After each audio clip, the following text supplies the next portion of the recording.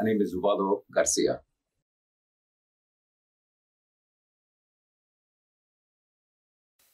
I was born and raised here in Kern County. Grew up here, been in here most of my life. I actually grew up in Lost Hills, California.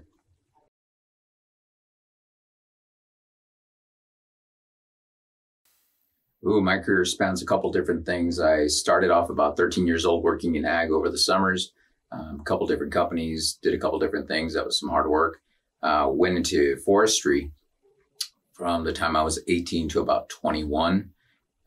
Then I did retail for about 10 years of my life, managing most of the time.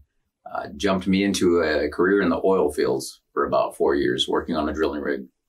Definitely, all industries have their different focal points when it comes to safety and health and wellness for employees. So the oil fields is probably the one that's given me more of an eye on safety.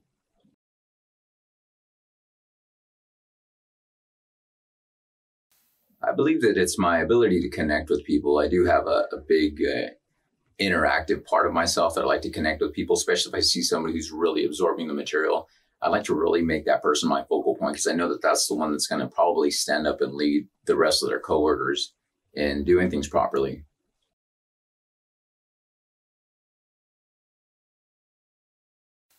I'm taking anything that I can from any classes. I've learned to ask a lot more questions, especially if it's a field that I'm not related to or a particular job function I'm not related to.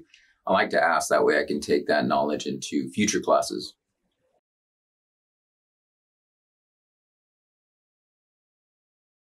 I think the one I teach most often, other than equipment classes like forklift and tractor, is definitely pesticide hazard communication.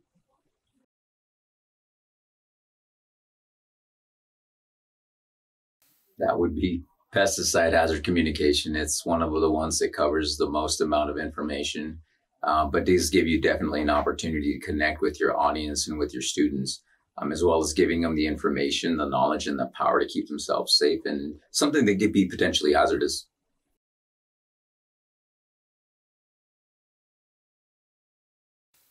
I was actually doing a program audit and safety inspection when I saw a couple of workers working with an unguarded PTO, which is a long shaft connected to the power drive of a tractor on the rear. And a gentleman approached it unprotected and risked getting himself in a situation where it could have been a potential fatality. I did have to stop him. I don't typically interrupt workers in the process of doing a job task, but in that case, yes, I definitely interrupted him, explained the severity and how dangerous it was, and called the supervisor and asked them to get the proper equipment guarding in place.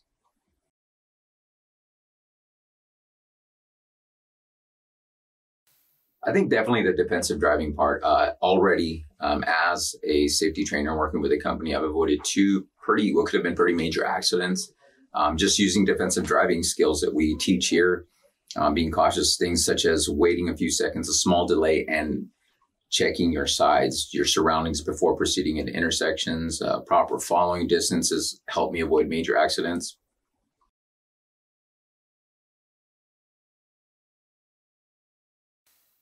I think I'd like to go to Europe, and I'd like to actually travel several places in Europe. Ireland's always been on the top of the list. Australia is another one.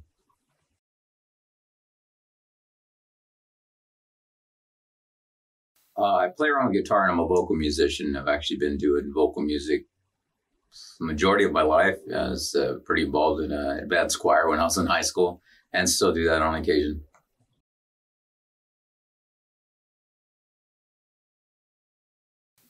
You know, we're here, we're available, and we're definitely there to help. I make it a habit, try and put my card out there when I do classes. Take advantage of it, guys. I'm available 24 hours a day, and I'm sure that my peers feel the same way. If you guys have any safety-related questions, general knowledge, questions on equipment, we're always available. Definitely use this as a resource. That is what we're here for, and anything we can do to help you stay safe and keep your workers safe, we're happy to do.